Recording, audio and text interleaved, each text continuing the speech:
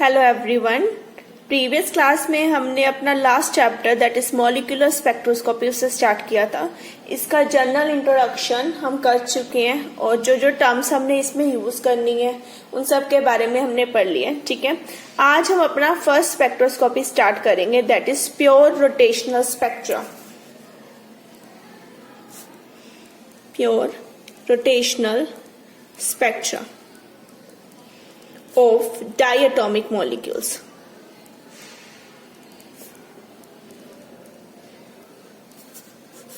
हमारे पास सिलेबस में जो स्पेक्ट्रा है वो है प्योर रोटेशनल, फिर हम करेंगे pure vibrational, then rotational vibrational का मिक्स, और उसके बाद हमें करना है लास्ट में रमन स्पेक्ट्रा। इलेक्ट्रॉनिक हमारे सिलेबस में नहीं है, ना ही एनएमआर वगैरह। ठीक है, सबसे पहले आज हम स्टार्ट करेंगे pure rotational spectra. Pure rotational spectra को ही हम बोलते हैं माइक्रोवेव स्पेक्ट्रा।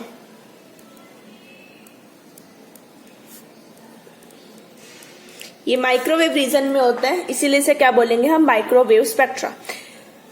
प्रीवियस क्लास में जब हमने लेवल्स की बात की थी तब हमने कहा था सबसे बड़े जो लेवल होते हैं वो होते हैं इलेक्ट्रॉनिक लेवल्स, उसके अंदर होते हैं हमारे ट्रांसलेशनल, उसके अंदर होते हैं हमारे उसके अंदर होते हैं हमारे वाइब्रेशनल, वाइब्रेशन के अंदर होते हैं हमारे रोटेशनल लेवल, और रोटेशनल के अंदर होते हैं ट्रांसलेशनल, जो हमने प्रीवियस क्लास में बात की थी।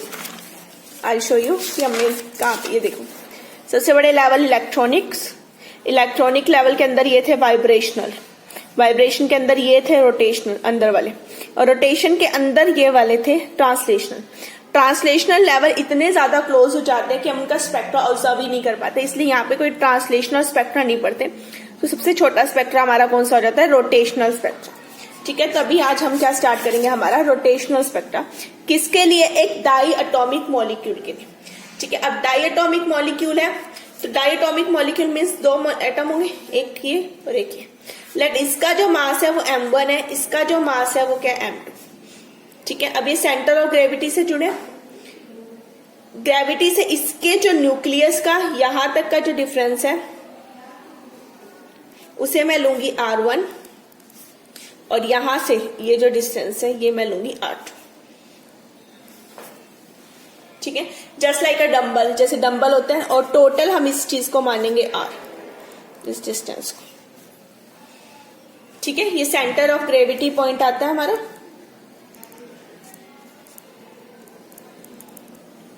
तो मैंने एक डायटोमिक मॉलिक्यूल ले लिया जिसमें एक साइड मास क्या है एटम का m1 है, दूसरे साइड मास क्या m2 है, दोनों सेंटर से जुड़े हुए हैं। ठीक है, एक का डिस्टेंस हो गया r1, दूसरे का डिस्टेंस हो गया r2।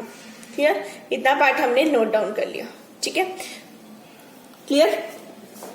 अब हमें क्या निकालना है, रोटेशनल स्पेक्ट्रा का रिजल्ट निकालना है। इससे सबसे पहले मैं रिजल्ट ही लिख रही हूँ। तो रोटेशनल स्पेक्ट्रा हम लेते हैं, वो आता है हमारे पास h²/8π²I J+1। इसे मैं प्रूफ करूंगी अभी।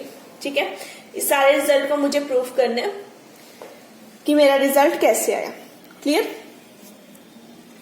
फ्रेंड, कई जगह बुक में ये R ना लेके R नोट भी लिया हुआ है, आप R लेके R नोट भी ले सकते हो, अप टू यू। ठीक है, हमारे रिजल्ट में तो R नहीं है, तो जो भी आएगा वो लास्ट में तो कैंसिल आउट हो ही जाना है। ठीक है, तो चाहे R ले लो चाहे R नोट ले लो, अप टू यू। क्लियर, अब इसका रिजल्ट शुरू करते हैं। ठीक है, नेक्स्ट इसका पार्ट लेते हैं डेरिवेशन। मुझे इस रिजल्ट को ड्राइव करना है कि कैसे ये रिजल्ट आया इसका। Here J represent rotational levels 1 2 3 4, J की जो वैल्यू होगी। H हमारा प्लैंक्स कांस्टेंट है, I जो है वो हमारा है मूवमेंट ऑफ इनर्शिया। ठीक है, अब इन्होंने मूवमेंट ऑफ इनर्शिया से स्टार्ट किया, तो पहले इस I की बात कर लेते हैं। ये जो I है ये क्या है, movement of inertia which is equal to m1 m2 over m1 m2। दो बॉडीज है ना, m1 m2, ऊपर का प्रोडक्ट, ठीक है, नीचे उनका सम आ जाता है, इंटू r0², जो भी डिस्टेंस के। ये क्या होता है, रिड्यूस मास, तो मैं इसे I को लिख सकती हूँ mu r0²। Mu is reduce mass. Clear, अब आते हैं इसके डेरिवेशन पार्ट में। ठीक है, डेरिवेशन की बात करें तो मैंने एक दो एटम्स को लिया जैसे कि डंबल है, एक का मास साइड का m1 है, दूसरे का m2 है, सेंटर ऑफ ग्रेविटी से जुड़े। अब सेंटर ऑफ ग्रेविटी की बात करें तो सेंटर ऑफ ग्रेविटी पे ये कंडीशन सेटिस्फाई जरूर करेंगे। At centre of gravity this condition that is m1 r1 is equal to m2 r2 must be satisfied। Mark it as equation number 1। ठीक है, ये इक्वेशन सेटिस्फाई होनी चाहिए सेंटर ऑफ ग्रेविटी पे। ठीक है, अब मैंने क्या बात करनी है, आई लेना है। आई क्या है, मेरा moment of inertia, which I is equal to, वो क्या आता है, m1 r1 square, mu r1 से ना, एक का मास m, distance r1 square, plus m2 r2 square, ये होना चाहिए। क्लियर, तो मैंने इसे इस तरह से लिख दिया। अब मुझे पता है यूज इक्वेशन 1 हियर, मैं 1 को यहां यूज करती हूँ। मेरे m1 r1 को m2 r2 लिख सकती हूँ, तो जगह m2 r2 साथ में क्या r1, क्योंकि एक r1 extra, plus m2 r1, इसको कैसे लिख सकती हूँ, m2 r2 को उल्टा m1 r1, एक r2 एक्स्ट्रा, डन। अब देखो पूरे में r1 r2 दोनों में सेम है, कॉमन ले लो। अंदर क्या बचा, m1 plus m2 r1 into r2। ठीक है, mark it as equation number 3। Clear, इतना आ गया मेरे पास। अब देखो, मुझे पता है we know that r1 plus r2 किसके बराबर है, r0 के।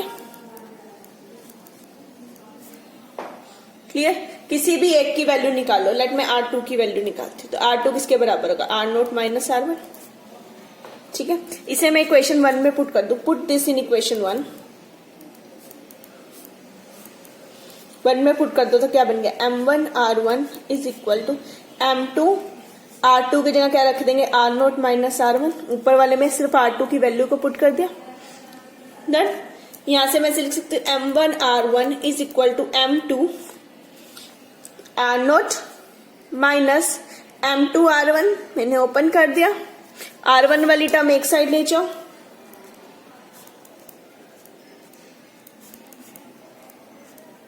याजिएगा, r1 कॉमन है, बाहर ले लो, m1 plus m2 into r1 is equal to m2 r0। ये आ गया, यहां से r1 की वैल्यू निकालो।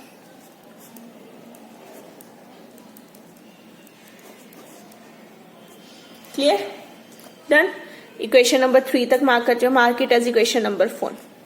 इतना क्लियर हो गया, हमने जस्ट पुट किया, इस रिलेशन को यूज किया, इस वाले को ऊपर इस इक्वेशन में पुट किया, यहां से r2 की वैल्यू को पुट कर दिया, 2 की वैल्यू में 1 आ जाएगा, 1 वाली टर्म एक साइड लेके गए, जो कॉमन था उसे निकाला और उसे r1 की वैल्यू निकाली। सपोज करो मैं यहां से r2 ना r1 की वैल्यू निकालती, तो कहती r0 माइनस r2। ठीक है, तो जहां जहां 1 है वहां क्या आ जाता, 2 आ जाता। तो इन सिमिलर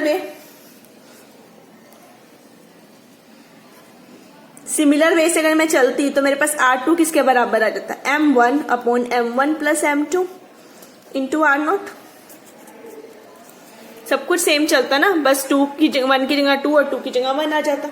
ठीक है, नीचे तो सम था, वो तो सेम ही रहता। क्लियर हो गया, इतनी पार्ट आ गया मेरे पास। ठीक है, अब ये इक्वेशन नंबर 3 है, ये 4 5, इसमें r1 r2 की वैल्यू आ गई, यहाँ पे मुझे r1 r2 की वैल्यू चाहिए, तो 4 5 से वैल्यू किसमें पुट कर दो, 3। Use equation 4 5 in equation 3।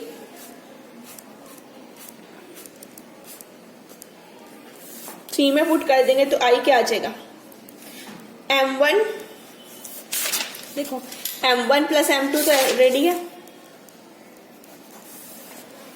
अब पुट किसकी वैल्यू करनी है, r1 की वैल्यू। r1 क्या है मेरे पास, m2 upon m1 plus m2 into r0।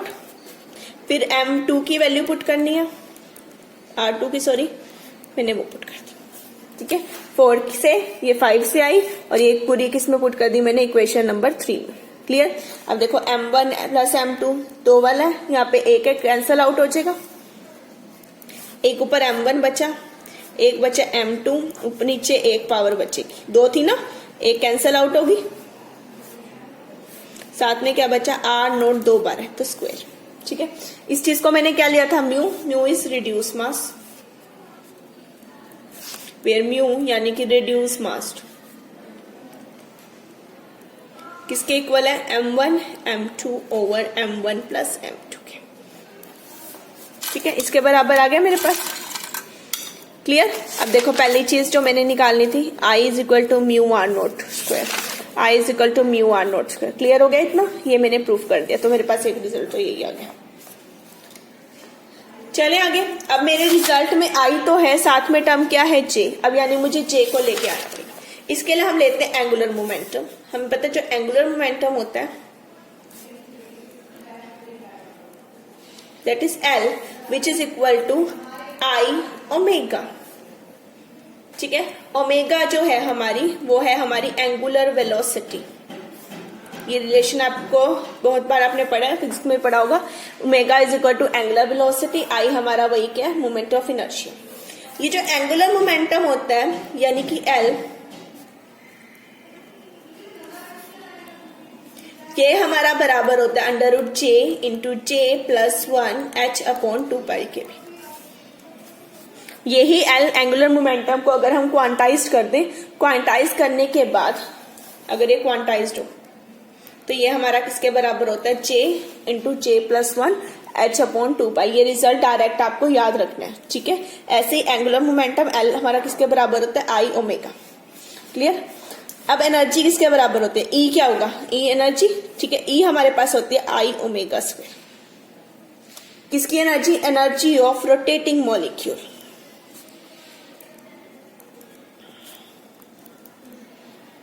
जो एनर्जी ऑफ रोटेटिंग मॉलिक्यूल होती है वो हमारी किसके बराबर होती है, I ओमेगा की। क्लियर। तो मैं अगर एनर्जी किस टर्म में ले लूं, रोटेशन, क्योंकि मुझे तो रोटेशनल की एनर्जी को निकालना है, यहाँ पे रोटेशनल की एनर्जी निकालनी है, तो मैंने क्या ले लिया, ER। ठीक है, which is equal to half of I omega square. से हाफ mv स्क्वायर होता है ना, बिल्कुल वैसे। ठीक है, अब हाफ I ओमेगा को मैं अगर I से ही मल्टीप्लाई I से डिवाइड कर दूं तो I स्क्वायर ओमेगा स्क्वायर हो गया, मैंने इसे होल स्क्वायर लिख दिया। What is I omega, equation number मैं इसको 6 ले रही हूं, 7, 8। ठीक है, यूज इक्वेशन 7 है। तो ER किसके बराबर होगा, half of L square I omega is L ना, तो मैंने इसे L स्क्वायर I लिख दिया। ठीक है, अब L की वैल्यू मेरे पास इक्वेशन 8 में है तो मैं यहाँ पे ले लूंगी, यूज इक्वेशन 8 हेयर। अब इक्वेशन 8 को यहाँ पे यूज करो। ER किसके बराबर है, half of L square. L की वैल्यू क्या है, यहाँ पे देखो J into J plus 1 square कर देंगे। ठीक है, साथ में क्या H अपॉन 2 पाई, इसका स्क्वायर हो जाएगा। ठीक है, और नीचे क्या आ जाएगा, I नीचे था ना ऑलरेडी, मैंने उस I को यहाँ पे लिख लिया। डन। अब इसे सोल्व आउट कर लो सिंप्लीफाई फॉर्म में। H स्क्वायर अपॉन 2 का स्क्वायर 4, 4 2 जा 8 pi square I J into J plus 1। यही था मुझे जो प्रूफ करना था, H square upon 8 pi square I J into J plus 1। मैंने इसे क्या कर लिया, प्रूफ कर लिया। ठीक है, अब J की वैल्यू आप अलग अलग पुट करो, ये तो मेरे आगे ना वैल्यू। अब J ले लो, J कैन बी 0। अगर J 0 होगा तो E0 कितना हो जाएगा पहले लेवल के लिए। ठीक है, H square upon 8 pi square I, J की वैल्यू ले लो 0 इंटू 0, 0 हो गया। J की वैल्यू 1 ले लो, आप ER की जगह EJ भी लिख सकते हैं। H square upon 8 pi square I, J की वैल्यू 1 ली है, 1 प्लस 1 2 आ जाएगा। यहाँ पे कैंसल आउट नहीं कर रही हूं मैं, ताकि हम डिफरेंस देख सकें। ठीक है, अब ले लो J की वैल्यू, आप ले लो 2।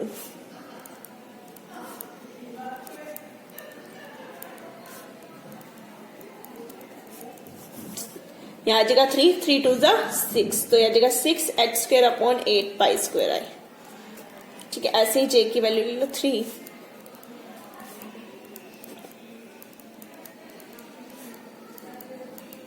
थ्री प्लस 1 4, 4 3 सा 12।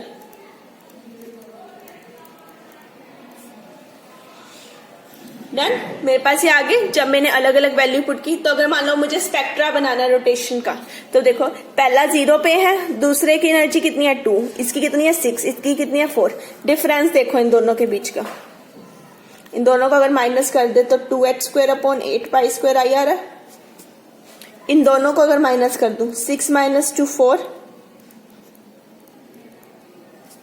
इन दोनों को माइनस कर दूं 6।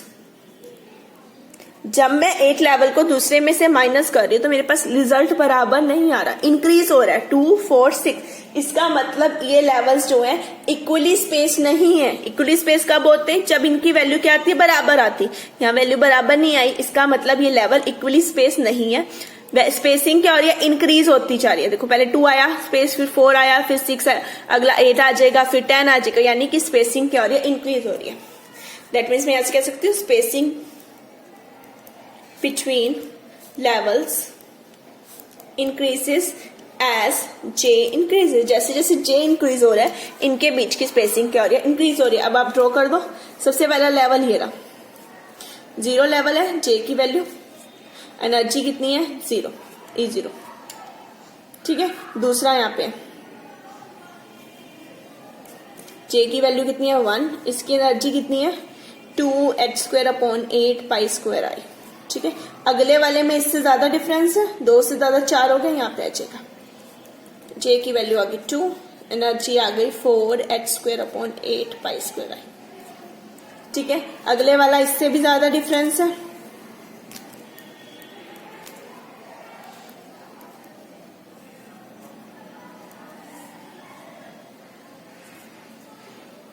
सॉरी 6 है या 12 है, ठीक है। तो इस तरह से जे की वैल्यूज के कॉरेस्पॉन्डिंग हम यहाँ पे क्या कर सकते हैं? स्पेक्ट्रा ड्रॉ कर सकते हैं। क्लियर? तो ये था हमारा first spectra, that is rotational spectra. ये किसके लिए? For a rigid rotor. इसे हम क्या बोलेंगे? Rigid rotor. ये चीज ध्यान रखनी है, किसके लिए? रिजिड रोटर के लिए। रिजिड रोटर मतलब रोटर तो है जिसमें रोटेशन हो रही है, पर रिजिड है। रिजिड मतलब इनका जो डिस्टेंस है वो क्या है? फिक्स है, डिस्टेंस चेंज नहीं हो रहा है, ये फिक्स है, रिजिड है, तो इसे क्या बोलेंगे? Rigid rotor. तो कई बार आपको सीधा पूछ ले जाते हैं drive the equation energy for rigid rotor, या फिर drive pure rotational spectra for a diatomic molecule. दोनों वे से क्वेश्चन आ सकता है, सेम ही चीज है, ठीक है। रिजिड मतलब फिक्स। एक बार हम इसको नॉन रिजिड भी लेंगे, इसके बाद नॉन रिजिड के लिए क्या रिजल्ट है वो भी पढ़ेंगे, पर ये डेरिवेशन पर्टिकुलर किसके लिए? For a rigid rotor. Clear? तो आपने इस तरह से लेवल निकालना है, उसके बाद हमें वैल्यू पुट करनी है, और वैल्यू पुट करने के बाद आपको लेवल्स पुट कर देने, ठीक है। स्पेक्ट्रा ड्रॉ कर देना। अब एक स्पेक्ट्रोस्कोपी हुई हमारी, अब इसका कोई ना कोई सिलेक्शन रूल होगा, तो अब बात करते हैं रोटेशनल सिलेक्शन रूल की। फॉर रोटेशनल जो सिलेक्शन रूल होता है that is delta J is equal to +-1। For +1 is for absorption and -1 is for emission, ठीक है। +1 is for absorption and -1 is for emission. Means जो ट्रांजिशन होएगी वो कहां से कहां तक होएगी? प्लस और -1 से, जैसे 0 से 1 ये पॉसिबल है, ठीक है। 1 से 2, 2 से 3, ऐसे ही एमिशन में भी ऐसे, ठीक है। ऐसा नहीं आप 3 से सीधा 1 पे आओ, विच इज नॉट पॉसिबल। वो सिलेक्शन रूल के अकॉर्डिंग डिफरेंस आइदर +1 का होना चाहिए और -1 का होना चाहिए। +1 is for absorption and -1 is for emission. Clear? तो ये आ गया हमारे पास रिजिड रोटर के लिए हमने एनर्जी लेवल निकाला। अब बात करते हैं स्पेक्ट्रा की, दैट इज रोटेशनल स्पेक्ट्रा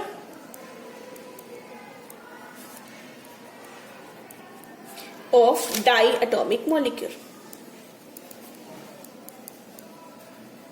अब मुझे इसे डायटोमिक मॉलिक्यूल के रोटेशनल स्पेक्ट्रा को लेना है, ठीक है। अब मैं अपना पहले रिजल्ट ले लेती हूँ। मेरा रिजल्ट क्या है? एनर्जी किसके बराबर आई है? h² / 8π²i J × J+1। ये वो रिजल्ट है जो मैंने पीछे निकाला है, ठीक है। अभी निकाला था ना पीछे, यहाँ पे result h² / 8π²i J × J+1, मैंने वो term Lee.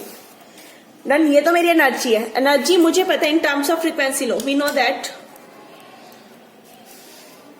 E is equal to h², तो मैं इसे इन टर्म्स ऑफ फ्रीक्वेंसी ले सकती हूँ। तो h² किसके बराबर हो जाएगा? h² / 8π²i J × J+1। यहाँ पे पुट कर दो, तो h से h कैंसिल, तो न्यू की वैल्यू क्या आ जाएगी? h/ 8π²i J × J+1। Clear? इतना आ गया मेरे पास। अब मुझे पता है h is equal to h²। We know that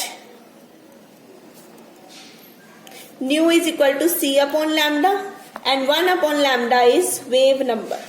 हमें यहां से in terms of wave number लेना है, ठीक है, तो जहां जहां न्यू है मैं उसे सी वेव नंबर की में पुट कर सकती हूँ। इसे मार्क कर रही हूँ मैं इक्वेशन 1, इसे 2, इसे 3। तो मैं ले रही हूँ use equation 3 in equation number 2।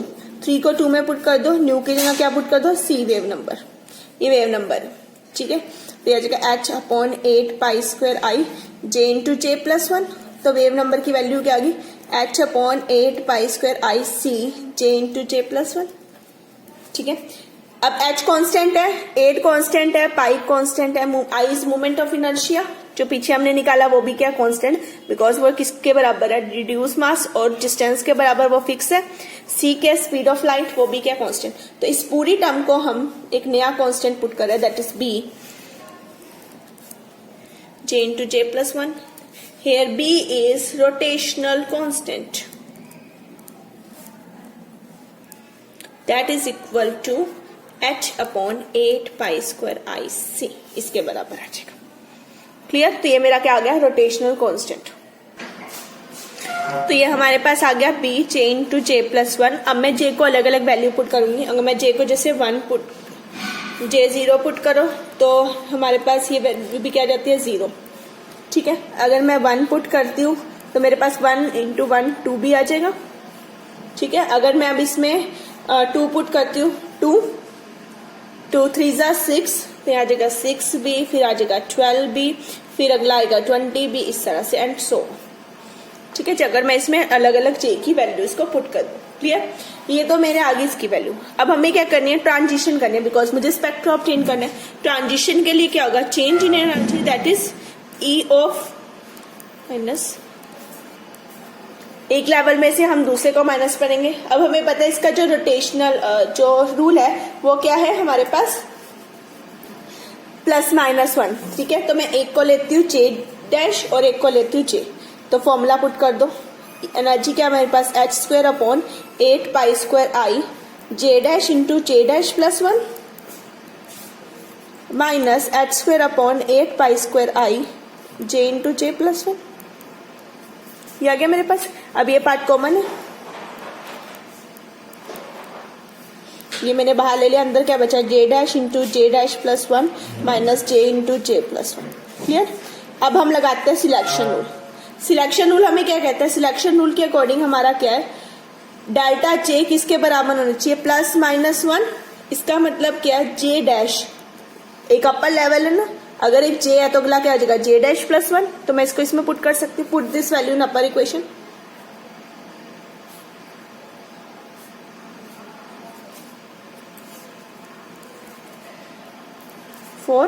तो डेल्टा ई किसके बराबर आ गया मेरे पास, h² upon 8 pi square I, j dash की यहाँ पुट कर दो j प्लस 1, अंदर हो गया j plus 2 minus j into j plus 1, बाहर आ जाएगा कॉमन।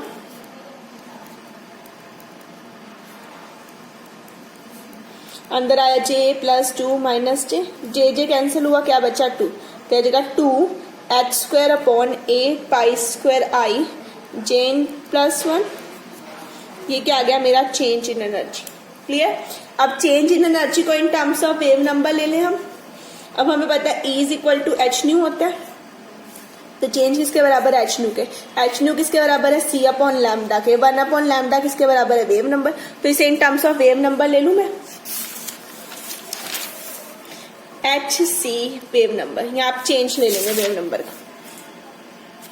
ठीक है, तो वो मेरा किसके बराबर आ जाएगा, जो हमारी टर्म ऊपर आई h² अपॉन 8 पाई स्क्वायर आई 2j इंटू j प्लस 1 जो मैंने निकाला। मुझे इसकी वैल्यू निकालनी है, h से h cancel, h upon 8 pi square I c j into j plus 1, साथ में 2 आ गया। इससे हमको मैंने अभी p पुट किया था, b इज रोटेशनल कांस्टेंट, तो मैं इसे फिर से b पुट कर दूं, तो जाएगा 2b j into j plus 1। Sorry यहाँ पे, सॉरी यहाँ j प्लस 1 है, यहाँ j नहीं है, 2b j प्लस 1। ठीक है, मेरे पास ये आ गया। अब मैं इसे अलग अलग वैल्यूज पुट करूं, putting j 0 1 2 3 and so on. 0 put करोगे तो कितना आएगा, 2b। 1 पुट करोगे तो कितना आएगा यहाँ पे, फिर से 4b, 2 पुट करेंगे 6b, 8 एंड सो ऑन। ठीक है, अब ये आ गया मेरे पास। अगर मैं इनमें चेंज निकालू 2 लेवल्स का, तो इन दोनों के बीच का डिफरेंस कितना है, 2b, इन दोनों के बीच का डिफरेंस कितना है, 2b, इन दोनों के बीच का डिफरेंस कितना है, 2b। मीन्स जो ट्रांजिशन आएगी वो कितनी सेपरेशन पे होगी, 2b के डिफरेंस पे। तो मैं ऐसे लिख सकती हूँ this is equal to 2b and what is b, b is equal to h upon 4 pi square IC। b की वैल्यू को मैंने पुट कर दिया। ठीक है, तो यहां से हमें क्लियर हो गया कि जो हमारे रोटेशनल स्पेक्ट्रा है वो तो हमारे इक्वली स्पेस नहीं है, उनमें स्पेसिंग क्या हो रही है, इंक्रीज हो रही है, जैसे मैंने यहाँ पे ड्रॉ किया था, स्पेसिंग इंक्रीज हो रही है। पर जो ट्रांजिशन आ रही है वो क्या है, एक इक्वली स्पेस। ठीक है, इक्वली स्पेस लाइन्स आएंगी इसमें। तो मैं इसको स्पेक्ट्रा ड्रॉ करती हूँ। सबसे पहले नीचे रोटेशनल 0 के लिए 0, जैसे मैंने ये बनाया ना 0, 2b, 6b, बिल्कुल वैसे लेंगे। देखो फिर इसके बाद 2b, j is equal to 1, ये आ गया 2b। ठीक है, अगले का आएगा 4b, सॉरी 6b आएगा। 6 के बाद आएगा हमारा 12b, 12b के बाद आ जाएगा हमारा 20b। ठीक है, ये जो मैंने ये निकाले पीछे 0, 2b, 6b, 12b, 20b, तो मैंने ये लेवल्स को ड्रॉ कर दिया। हमें पता है सेपरेशन इक्वली स्पेस नहीं है तो बढ़ता जाएगा, बट लाइंस जो आ रही है वो क्या है, इक्वली स्पेस 2h अपॉन 4 पाई आई स्क्वायर, यानी कि 2b के बराबर। तो लाइंस कैसे आ जाएंगी, एक ही आई, इससे 2b डिस्टेंस पे दूसरी लाइन आएगी, उससे 2b के डिस्टेंस पे तीसरी लाइन ऑब्टेन होगी। ठीक है, उससे 2b के डिफरेंस पे चौथी लाइन, ऐसे अगली ऐसी लाइन ऑब्टेन होगी इस तरह से। तो ये डिस्टेंस क्या आएगा, 2b पहला लाइन, अगली कितने पे आएगी 4b पे, उससे अगली कितने पे आएगी 6b पे, अगली कितने पे आएगी 8b पे, अगली कितने पे आएगी 10b पे, जैसे आया 2b, 4b, 6b, 8b and 10b। Clear. तो इसका अगर हम स्पेक्ट्रा ड्रॉ करें तो कुछ हमारे पास ऐसे आएगा।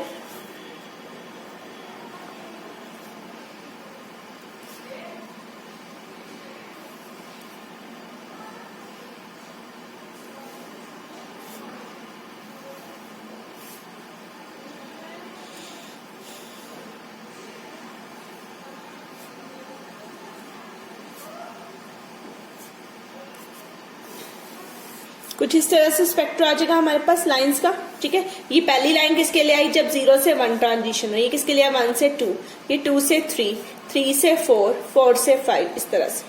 ठीक है, ऐसे ही 5 से 6, 6 से 7, 7 से 8, 8 से 9, इस तरह से ट्रांजिशन है। और इनके बीच का जो डिफरेंस है वो कितना है, 2b, 2b, 2b, 2b, हर किसी का डिफरेंस कितना होगा, 2b। ठीक है, तो ये आ गया हमारे पास रोटेशनल स्पेक्ट्रा। क्लियर। तो मैंने एक रोटेशनल स्पेक्ट्रा निकाला सबसे पहले रिजिड रोटर के लिए। रिजिड रोटर के लिए निकालने के बाद मेरे पास एक रिजल्ट आ गया which is equal to h square upon 8 pi square I j into j plus 1, जहां से मुझे पता लग गया कि जब मैं j को अलग अलग लाइन्स पुट करूंगी जो एनर्जी लेवल्स आ रहे हैं वो इक्वली स्पेस नहीं है, स्पेसिंग क्या हो रही है, इंक्रीज हो रही है। फिर मैंने इसे इन टर्म्स ऑफ फ्रीक्वेंसी निकाला, फिर मैंने चेंज इन एनर्जी निकाला, बिकॉज मुझे ट्रांजिशंस करनी है, ट्रांजिशंस होंगी तभी स्पेक्ट्रा आएगा। उसके बाद वहां से हमने इसे इन टर्म्स ऑफ फ्रीक्वेंसी निकाला, यहां से हमारा लाइंस का सेपरेशन कितना आया, 2b। इसका मतलब जो लेवल्स है वो तो इक्वली स्पेस नहीं है, पर जो लाइंस आने वाली है ट्रांजिशन की वो क्या आएंगी, इक्वली स्पेस। इक्वल स्पेस के बाद हमारी क्या होंगी, ऑब्टेन होंगी। देखो ये लेवल स्पेसिंग बढ़ती जा रही है, लेवल्स की स्पेसिंग, पर लाइंस की स्पेसिंग क्या है, बराबर है 2b। ये फिर 2b के डिस्टेंस के बाद अगली लाइन आएगी, 2b के बाद अगला ट्रांजिशन, 2b के बाद अगला ट्रांजिशन। इस तरह से हमारे पास जो नेक्स्ट ट्रांजिशन है वो 2b के डिफरेंस पर आता रहेगा। इसी चीज को हमने इस फॉर्म में ड्रॉ किया। ये ट्रांजिशन है क्योंकि हमारे पास सिलेक्शन रूल क्या है, delta j is equal two plus minus 1। तो प्लस माइनस 1 यानी एक से दूसरे लेवल, 0 से 1, 1 से 2, 2 से 3, 3 से 4, 4 से 5, इस तरह की ट्रांजिशन होगी। हर बार जो लाइन आएंगी वो कितने पे आएंगी, इक्वल डिस्टेंस में, 2b, 2b, 2b, 2b, 2b, हर बार डिफरेंस कितना होगा, 2b, 2b का। अब एक डाउट आता है कि ये पीक ऐसे क्यों है, कि पहले एक बार इंक्रीज हो रही है उसके बाद डिक्रीज क्यों हो रही है। इसे भी हम डिस्कस करेंगे कि कैसे हो रहा है, पॉपुलेशन के जैसे होते हैं तो किस तरह से हुआ कि क्यों एक बार वैल्यू इंक्रीज हो रही है उसके बाद वैल्यू क्या हो रही है, डिक्रीज हो रही है। ठीक है, ये था हमारा first spectra, that is rotational spectra, जिसमें हमने उसकी एनर्जी को निकाला, उसकी चेंज इन एनर्जी निकाली, एनर्जी लेवल्स ड्रॉ किए, देन हमने उसका स्पेक्ट्रा ड्रॉ किया और टर्मली रोटेशनल कांस्टेंट, ये सब हमने किया फॉर अ रिजिड रोटर। ये सब चीजें हमने किसके लिए पढ़ी? एक रिजिड रोटर के लिए। नेक्स्ट क्लास में हम इसी को अभी कंटिन्यू करेंगे।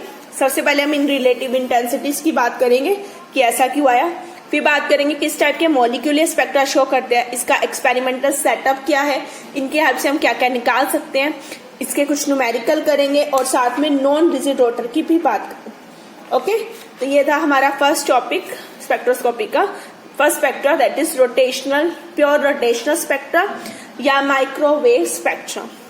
Okay, thank you everyone.